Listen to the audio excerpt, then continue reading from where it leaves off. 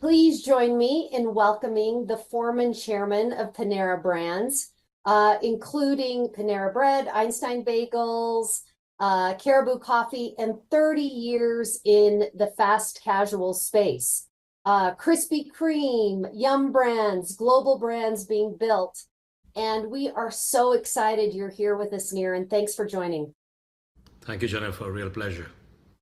You know, one of the things I read is that you are known to wield a guitar and sing about a new menu item at Panera. Is that true? That's absolutely true. That How does was that come actually, about? well, one of those advantages of being a CEO where, people have to be polite and to listen. And as I've grown older, it's been harder and harder to find people who would be willing to listen to my music. So, yeah, I did that frequently, just take out my guitar and have these town halls and had tons of fun. Well, that's one of the things I'm most excited to talk to you about, both growing the global brand and how you built the culture. And you know, another reason that we were excited to have you come is just your alignment with our principles as a human and as a leader. So, with your permission, could I start with you as a human? Yeah, I think, thank you very much. I think it's a real privilege and honor for me to be able to speak to everybody today. And I was sharing with Jen that, Stephen Covey and the book Seven Habits deeply influenced me many, many years back and has been sort of a cornerstone of my core belief on how one shows up. So I think of myself as a constant work in progress, trying to get better every single day at whatever I do so I can fulfill my human potential. And that's my intent. I think a fulfilled life for me would be one where I'm trying to be my very best every single day when I wake up across all the various roles that are important to me as a father, as a supervisor, as a coach, as a student, athlete, musician, etc. Niren, we were able to have a previous conversation about some of how you've built your resilience through the challenges that your family has faced and how that's influenced you and this mission to fulfill your potential. Would you be willing to share that with us? Absolutely. So I think the context for all the listeners is I've lost two of my daughters over the years. The first passed away when I was 24. She was just 8 months old.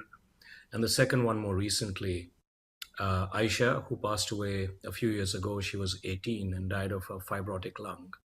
And both my girls were fantastic, and I have learned more from them than I have from any other leader in this world. And primarily because of the values with which my second daughter, Aisha, lived her life of courage, gratitude, and a sense of innate generosity. So, as you can imagine, as a father, the worst thing that can happen to you is to lose your child, and it's happened to me twice.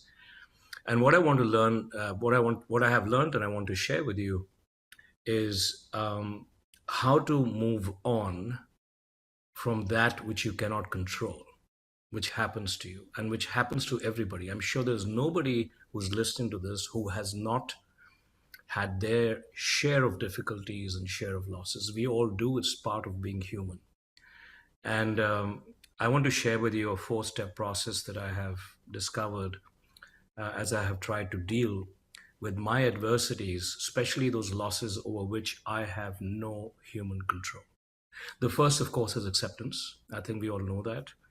Um, to ask for serenity to accept things over which we have no control, we know that. But I think that's not nearly enough. We need to go beyond that. And I have found that we need to first learn to forgive ourselves. I think all of us as human beings who are accountable always in some corner of our heart hold ourselves accountable for what may have happened, even though it may be beyond our control. And therefore, saying to yourself, it's okay, I forgive you, is the second important step. The third very important step is to love yourself again. Because I really feel that you can't give to others what you don't have yourself. And self love is a very simple act of just defining what your heart desires and then prioritizing and taking the time to do it. So, for example, for me, going to Harvard sounds very geeky and nerdy, but that's something that my heart desired. So I've gone and done it. Releasing my music on iTunes and Spotify, always my heart desired. I've gone and done it, and I'm sharing that, hoping that you're going to go to Spotify and look me up. I And will. I therefore, will. They all will. because I have only one follower thus far, it's my wife. So acceptance, forgiveness, self love, and then finally, to move forward, we all need hope. And that hope comes through our desire to serve others. Finding ways to serve others gives us a reason to get up and to walk again.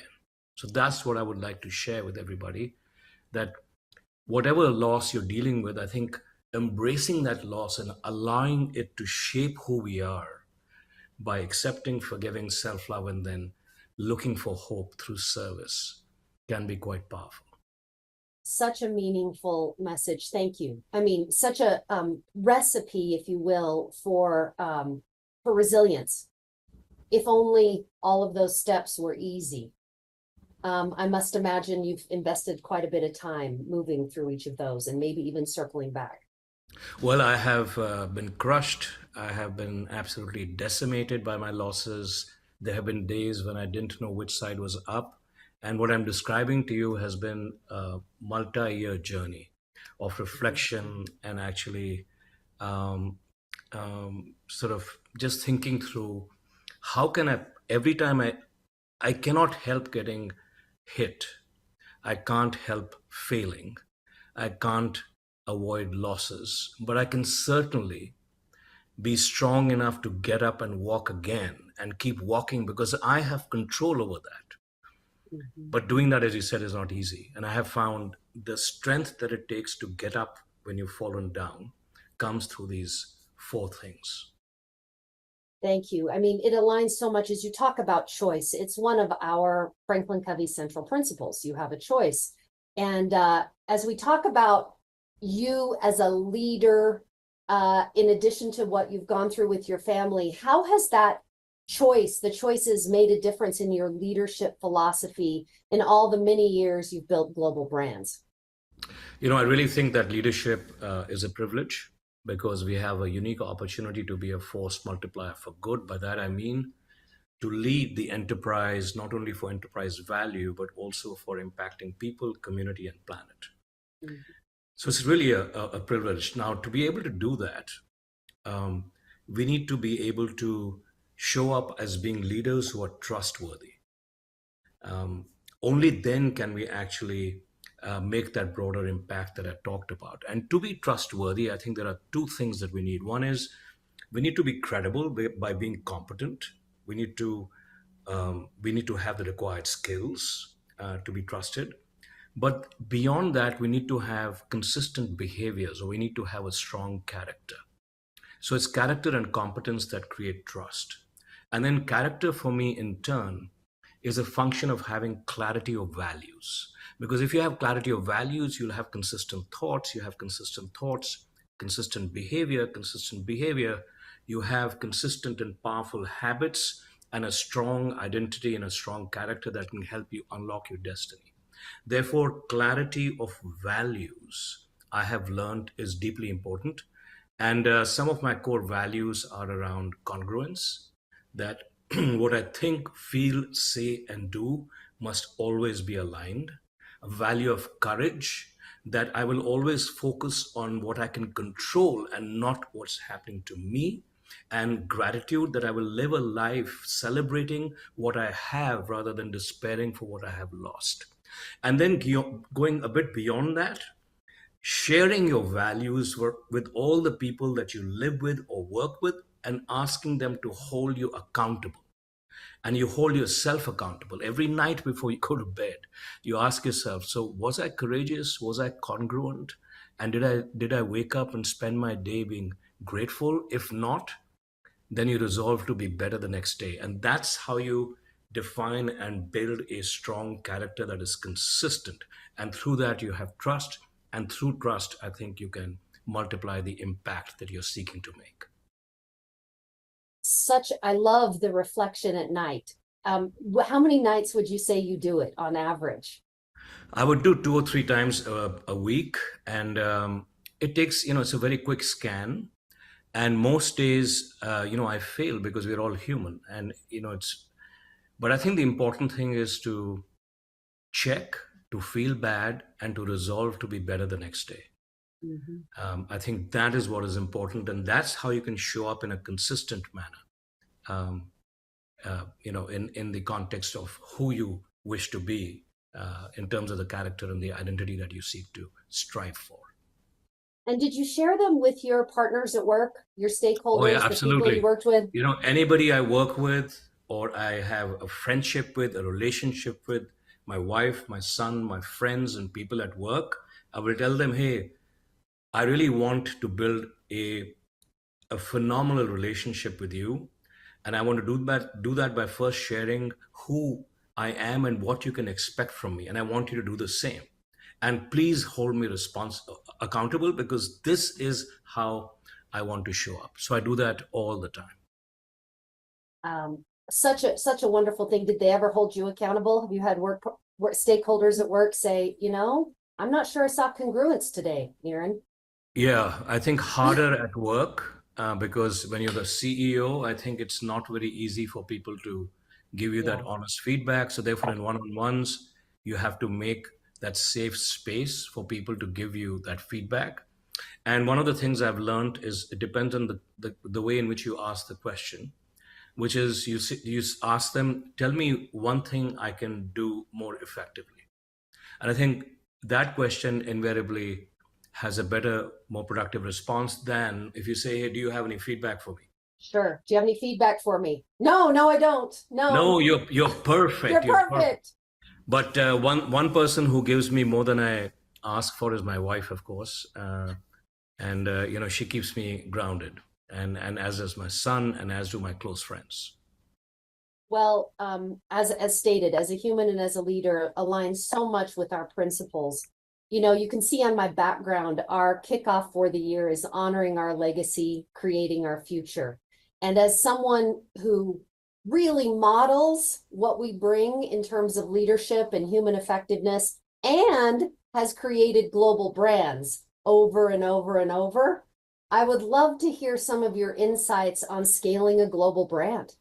Oh yeah, um, it's been such an honor to have worked with these incredible brands and wonderful people all over the world. I've had such fascinating adventures. So here's the thing, we live in a world that is changing dramatically. We know that. And therefore, to survive in a rapidly changing world, we need to make sure that our organizations are always future ready. Now, for the organizations to always be future ready, you need to actually first respect and honor the past. Only by doing that can you evolve the organization towards it becoming more future ready and inspiring your teams in your organization to strive for the future that you wish to achieve. Now, to be able to do that and to articulate almost this, think of it like a bridge from the past and honoring the past to a inspiring future. The leader requires new types of skills, I believe, in the future. A leader, one who does not have the answers but has the questions, and a leader who is like an anthropologist, and he's inside the organization merely looking for and digging for answers that are that come from the teams, that come from the clients, that come from the customers, and then the leader simply gives voice and words to what he has heard from the organization. If you do that well, you already have deep level of commitment in the future that you're creating. So that's one thing. The second thing is, as you build a global business, and I know that your organization is global, um, the one thing I'd like to share with you is that I have lived in about 6 countries and worked across 50 countries. One of the things I've learned is that when you're scaling a global brand, a human tendency is to look for differences. When in fact, what needs to happen is to look for what's similar and respect the difference. Do not get mired in only differences. If you look at any global brand, McDonald's and Starbucks and KFC and all the brands that one knows, you will see how similar they are irrespective of the country in which they're in. And therefore, I think similarity is scalable, but you Mhm. need to respect the differences. So let me share some examples on people and culture. Yes, So please. people, as I've worked in Holland and Germany and the UK and everywhere else. People are more similar than dissimilar. Deep inside all of us, despite our external differences, want the same things. We want love, recognition, acknowledgement, purpose, opportunity to grow. We all want the same thing.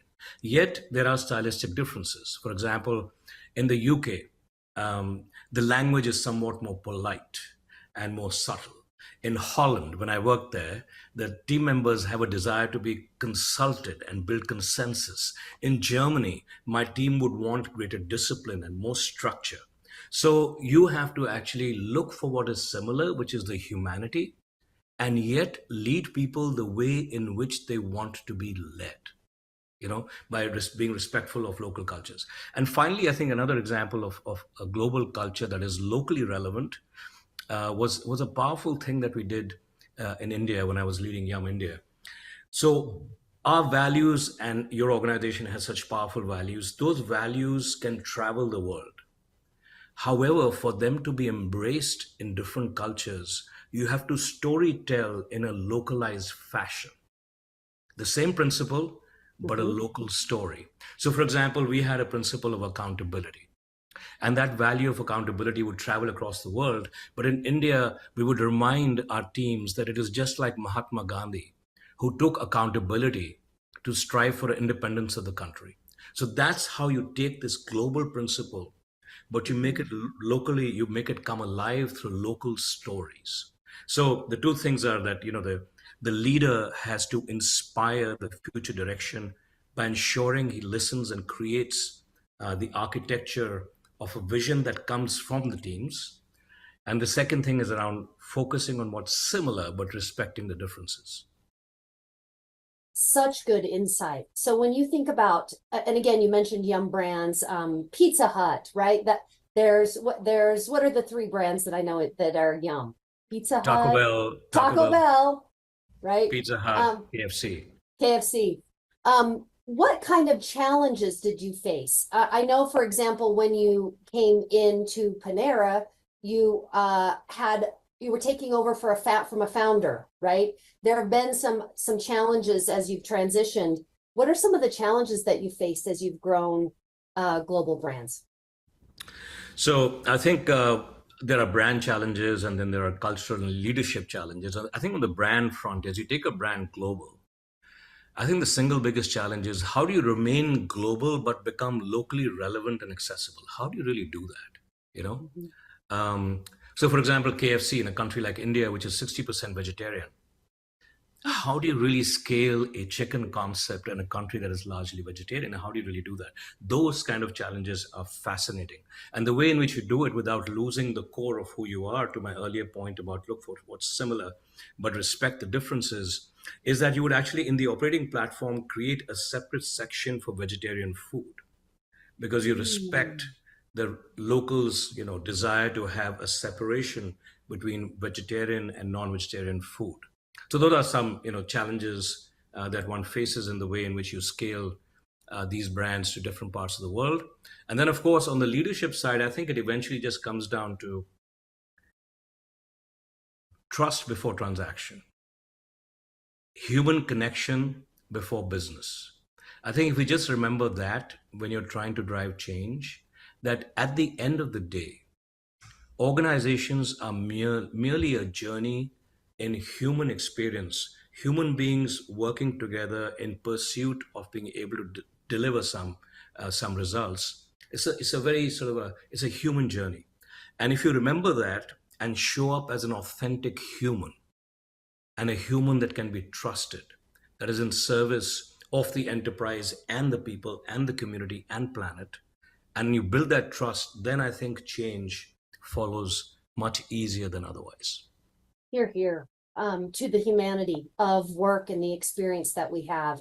You know, when we were able to talk previously, one of the challenges I think sometimes leaders face is that balance between being human and performance, culture performance. you can frame it a variety of different ways. But how have you found that balance in all the leadership roles that you've had to get the result? And also, of course, not forget that we're human. Yeah, so I think this is such an important question, which is, how do you build a culture that has compassion but also ambition, that has the heart but also the edge for performance, and how do you really do that? My belief is that the culture in an organization comes from the leadership, and how the leaders, what they say, and more importantly, what they do. And then how do they institutionalize that in all the people, processes, and systems? So it starts with the leader himself or herself, and then cascades to the leadership team, and then all the way through the organization. So it's a big question, but I'll give you an interesting nugget. Would The love that. principle being that it all comes from leadership. So if it all comes from leadership, I think it is so important that the leadership team is committed to certain team norms that align with this ambition and compassion agenda. And they sign up to that, and they hold themselves accountable to those team norms. So, for example, we had a team norm in the companies in which I worked. The first one is that all of us at the leadership team, we are the A team. We are loyal first to ourselves and then to our functional teams, and not the other way around. Mhm. Another mindset and a team norm is that we are business leaders first around this table and functional leaders second. So that's another very important team norm. A third one is that we will not make any decision without a disagreement. Somebody has to disagree, right? So I think it is stuff like that. So if you can design team norms that mirror and define behaviors that underpin this ambition and compassion agenda and hold each other accountable, that's how you start cascading and building a culture of accountability with heart in an organization. Mhm. Mhm. When you came up with the norms and of course you've had so many different leadership roles, how how do you engage people in coming up with the norms? I'm just thinking of some of the teams. I love the one where we're a team first and then we're our functional leaders. We're business leaders first and then we're functional. Did they come from you, from your reflection, things you learned from your team? My belief of my leadership is to always be just the anthropologist, not to have the answers, but only the questions. And I think today's leader in today's world, where no single human being can ever have all the answers, where things are moving so fast, you Mhm. have to be that kind of a leader that's a debate maker. You're a debate maker. You're a catalyst for conversation. You're a catalyst for encouraging disagreement, um, and having productive conflict in the team. So all of these norms have come from teams. They can only survive if they come from the teams. Just like what I was saying earlier, the vision and the future that you create has to come with the deep involvement of the team, without which they will not have commitment in the direction in which you want to go. And similarly, the team norms have to come from the teams. Because I haven't met a single leader who says, I don't want to work in an effective team. Everybody wants to have that, but Yes. yet it is difficult to do if you don't have the same rule book. Mhm. And then we get mired and distracted by some politics or misunderstandings. Another one, by the way, since you like those team norms, I another one of do. my favorite ones is resolve all conflict within 24 hours, never triangulate directly with the person concerned, or let it go. I love that. I do not like triangles. No triangulation. No triangulation. Correct. Resolve it directly. But if you feel you don't want to, let it go. I Don't like let that that one. don't let that monkey sit in the back of your head, because it'll become a huge, humongous ape Hmm. and then start Hmm. impacting. Unresolved conflict is like cancer in an organization. Therefore, having the courage to be able to speak with each other and really speak about whatever you have that needs to be resolved, I think it's a sign of a very healthy organization. It is through these kinds of behaviors that you build a culture that is vibrant, that is strong, that is open, that is holding each other accountable. And when that happens, that cascades down the organization. Niran, I so appreciate first your vulnerability in sharing your family story and the building of resilience, your experience with global brands, your leadership philosophy, and I'm loving leaving with the team way we'll operate together, our processes of operating together. Is there anything I didn't ask you that you were thinking, hey, I was hoping to talk about this? I was hoping to talk about Covey's 7 habits, and and I wanted to share something. I was reflecting on it ahead of our conversation as to how deeply it has impacted me in the way in which I think and how I show up. And I normally I have kind of I've been working with this for the last so many years, and I summarize it into 3 buckets. One is personal mastery. And as you know, Covey also said, it's change is an inside outside process. So, personal mastery, where you have clarity of purpose and strength of character, you have to start with that. Then you build trust with others through empathy and by having win win collaborative solutions. And then finally, you impact the world by focusing on what truly matters and being accountable. Right? So that's how I've kind of packaged it in my head, and I think of an inside outside process. I want to share with you an interesting insight that builds on this, because I've always been thinking that what connects mastery to trust and trust to impact, and is there something that connects those two? And in my experience, I'm going to share with you 2 things in terms of connections. So the first is between personal mastery and trust. The connective tissue there is vulnerability and connection.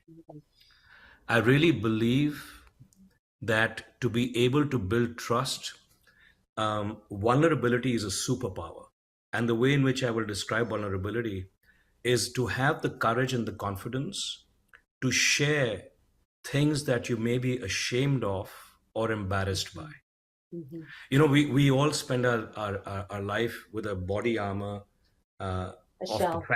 perfection, we are Mhm. perfect. Mhm. And yet there is this light of imperfection that shines through. And ironically, it is the imperfect light that actually connects us with other humans. And if you have that connection, then you can build strong trust. So that's one thing I wanted to share with everybody, that vulnerability is a superpower. And then from trust to impact, and you and I spoke about this, the linkage there is, how does a leader unlock potential? So from converting that trust into impact or results that you were talking about, Mhm. how do you unlock potential? And this unlock potential, so many things have been written about this, but I wanted to share one thing which is somewhat counterintuitive, that unlocking the potential of other people is directly a function of being able to manage yourself better.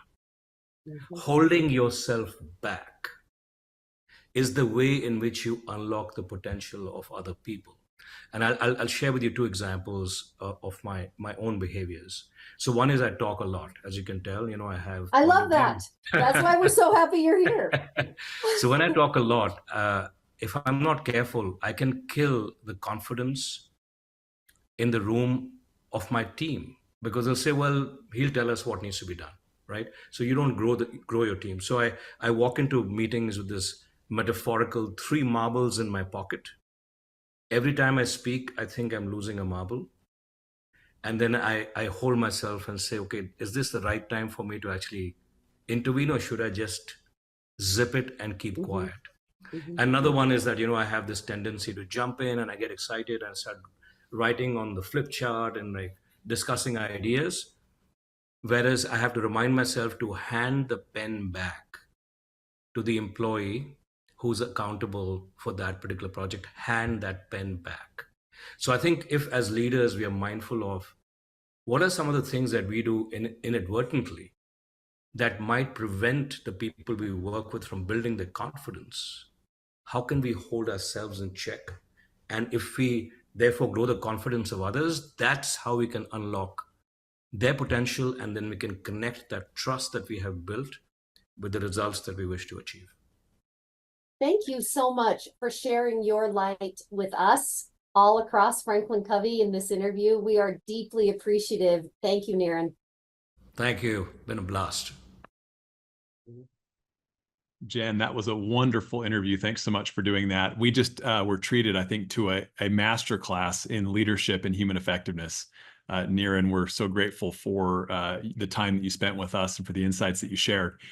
Uh, Two things struck me. One, I was struck by the symmetry between what Niran shared about his experience and what Steve Young shared earlier in his experience with Stephen Covey.